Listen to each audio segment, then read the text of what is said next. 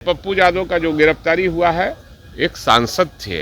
सांसद को एक तरीके से गिरफ्तार, ठीक है, केस मुकदमा कानून का मामला है, लेकिन देर रात में जाकर गिरफ्तार करना ये कहाँ का कानून है।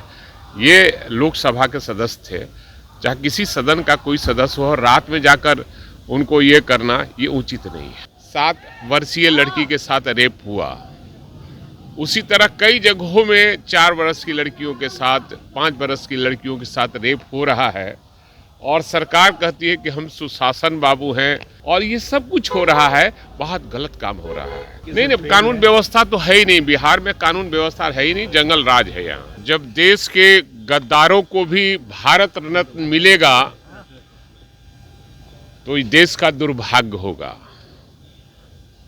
जिस सावरकर साहब ने अंग्रेजों से माफी मांगकर अपनी गलती स्वीकार की थी, जिन लोगों ने अंग्रेजों का दलाली किया था, मुखबिरी किया था, अगर वैसे व्यक्ति को अगर देश रत्न की मांग करने वाले भी दोषी हैं, देना तो है ही नहीं। सर, दरभंगा में जिस तरीके से 6 साल की बच्ची के साथ उसका नीट मामला थमा ही नहीं था कि ये तो लगातार हो रहा है।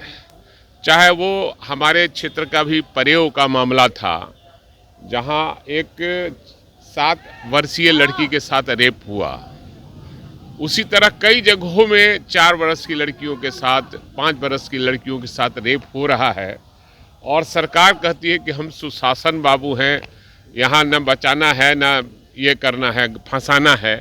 तो हमको ऐसा लगता है कि बिहार में फिर एक बार माननीय मुख्यमंत्री को रिवीजन करना चाहिए और ये सब कुछ हो रहा है, बहुत गलत काम हो रहा है।